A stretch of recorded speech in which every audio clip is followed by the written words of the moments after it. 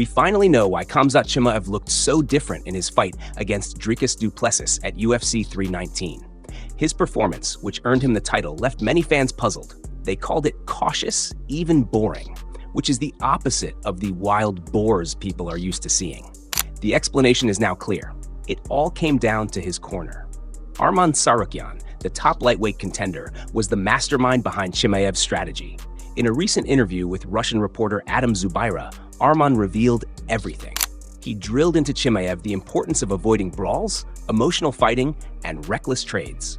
The plan was simple: wrestle, maintain control, secure rounds, and never give Du Plessis an opening. Before the fourth round, Khamzat even asked if he could start trading punches, but Tsarukyan immediately shut it down, insisting he stay disciplined and follow the plan.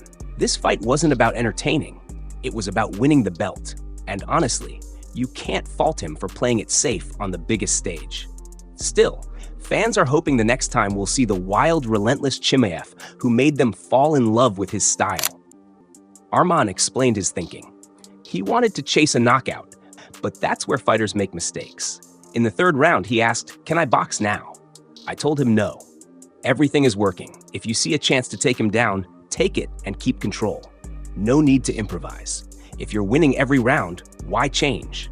If you want to be a champion, you need to be tactical and dominant. Don't fight with emotions, because that's the only way Dricus can win. His words also gave insight into how he might approach a future fight against the champion of his own division, Ilia Topuria. The same blueprint could be applied. But unlike Du Plessis, Topuria has a strong wrestling foundation, which makes that matchup especially intriguing. Take a moment to subscribe and help me reach 50 subscribers, and keep watching for more content. Meanwhile, Daniel Cormier and Chael Sonnen debated who poses the biggest threat to Chimaev's reign after UFC 319. Many fans believe Reinier de Ridder is the most exciting matchup from the middleweight top 5. But Dana White complicated things by officially announcing de Ridder versus Anthony "Fluffy" Hernandez for October. Since Chimaev has said he wants to fight at UFC Abu Dhabi that same month, both de Ridder and Hernandez are effectively out. That leaves Caio Borralho and Nassourdine Imavov, who are fighting in early September. Technically, either could take a quick turnaround for a title shot, though most fighters prefer more than a month to prepare. Still, when the UFC offers a belt, history shows plenty have stepped up. Chael Sonnen once agreed to fight John Jones on just 8 days' notice after Dan Henderson withdrew in 2012. Although Jones declined and UFC 151 fell apart, Sonnen eventually got the fight later. Michael Bisping also took his famous short-notice fight with Luke Rockhold at UFC 199, just 17 days after a brutal bout with Anderson Silva, and shocked the world by knocking Rockhold out to become champion. These examples show that while rushed title fights aren't ideal, they sometimes create legendary moments. Chael broke down the possibilities. I love the idea of Caio getting that opportunity. I don't want to continue down my usual road of dismissing Imanov. When Imanov got over on Izzy, he got a brand new look from me. And I'm not dismissive to Fluffy Hernandez, by the way.